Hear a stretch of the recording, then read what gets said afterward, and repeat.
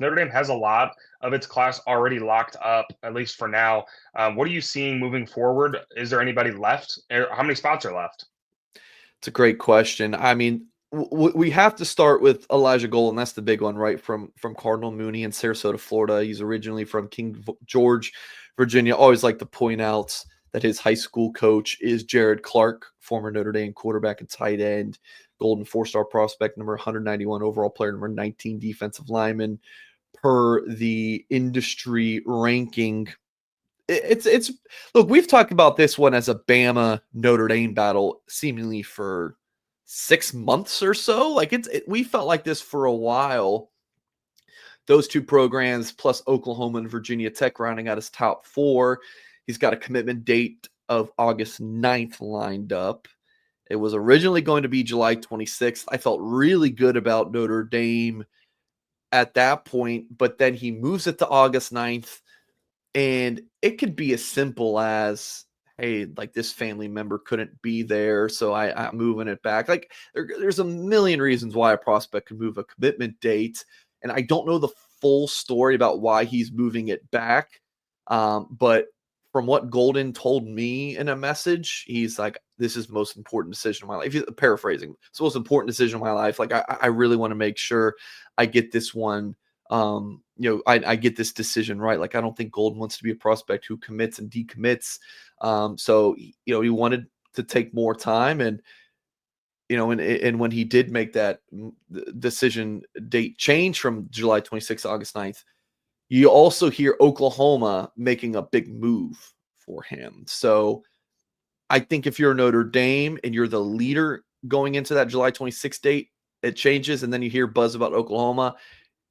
There's some reason for concern there, Mason, but I think as time has gone on, I think, if you're leaning Notre Dame and then maybe Oklahoma, that like the high wears off of leaning Oklahoma. I think it's shifted back toward Notre Dame. We still have, a week and a half, I believe, until August 9th. So we'll see where things develop between now and then, but I would still peg Notre Dame as the leader for Elijah Golden. And then after that, your guess is as good as mine. Like, there's some positions Notre Dame's not going to take like a third running back.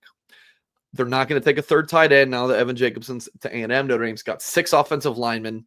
They've got 5 DBs committed. Like, I don't think they're going to take a 6 defensive back. It's possible. Could they take a third linebacker? That would make sense. I could see that. If they get Golden, could they take a 5th defensive lineman? I could see that. They were already looking to do that previously, so that's something to watch. They already have 5 receivers committed. I think they're good there. So quarterback, could they take a second quarterback in the class? That's not like out of the realm of possibility.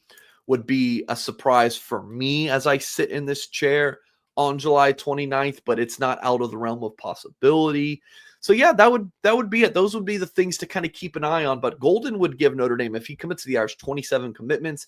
So it's a pretty full class. But as we know, and covering Notre Dame recruiting for all this time, this staff likes to push the envelope. They just do. So we'll see what that looks like into the fall. And could there be any deflections from Notre Dame's class? Like, could they lose guys to, end up at other programs? Some things to keep an eye on. But I think this class personally is locked in, and I don't see, any decommits. Always could happen. Don't see it with this particular group that they have committed, and then any surprises around the corner. Yeah, obviously we'll just have to wait and see. But Golden, a long way to answer. Golden is the big one, and then a third linebacker, maybe a 5th defensive lineman, second quarterback. Some things to watch as we get into the fall. And Mike, Teddy Gerard, the most recent Notre Dame commit, overall his commitment, and then what is he going to be doing on the recruiting trail himself to get that 2027 class up and going? Yeah, big commitment, obviously, for the Irish on July 24th. I came out of vacation to cover that one with a few stories and a couple of videos. Was happy to do that, though. Great news for the Irish, getting the nation's number 52 overall player, number 2 quarterback, according to Rivals. Of course, 24/7 listed him as a 3-star, ESPN as a lower 4-star. So wouldn't be a surprise if these rankings catch up to rivals like we have seen, with Charles Power and the guys. Like, they tend to be ahead of the curve on a lot of rankings, and the other sites end up following suit. We'll see if that's the case with Teddy. I believe it will be. I mean, my coworker Kyle Kelly, I feel like he's published 10 articles. I think he hit up every recruit on Notre Dame's 2027 offer list and said, what do you think about Teddy Gerard? I mean, we have defensive line recruits talking about it. It's wild to me, but this really has like a ripple effect. And we have elite defensive end recruits from Georgia who have known Teddy Gerard for a long time. I'm actually going to pull up the tweet here in a second. I don't have it already pulled up, but DJ Jacobs is like a top 10 overall player in the 2027 class. I mean, look at this. He tweeted out, "Man, I'm so happy for my brother. Notre Dame got a good one." There's Teddy and DJ. I mean, what is that, like 8, 9 years old? I mean, Jacobs is already a huge Notre Dame target. When I interviewed him after his South Bend visit in the spring, he was gushing about Notre Dame. It sounded like quite the Notre Dame type of kid. Basically, you've been covering Notre Dame for years. You like it's kind of, it can be difficult to explain what a Notre Dame type kid is, but you just know it. Like when you talk to one of the kids, and David Jacobs is definitely that. And Notre Dame's offered several guys in the 2027 class in the state of Georgia, Jacobs being one. Grant Haviland is a tight end from Milton, and there's a few others who they just know Teddy, like the high school football scene in the state of Georgia, like those top prospects.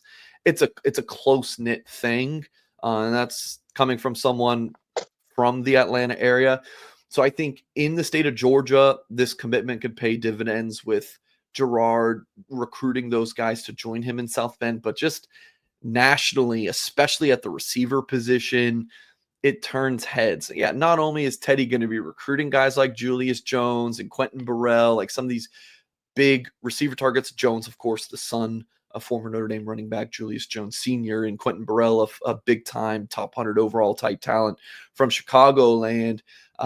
Like Teddy's going to be in their ear, but like if I'm a receiver, I do want to play with big-time quarterbacks. So you have CJ Carr there.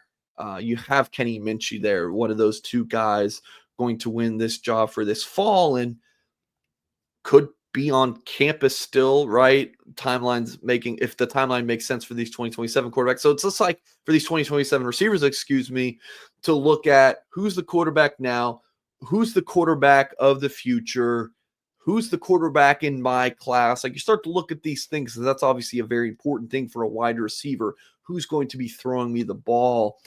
Am I going to have an offensive line that is going to protect that quarterback so that signal caller has enough time to get me the ball? All things that these receivers are looking at.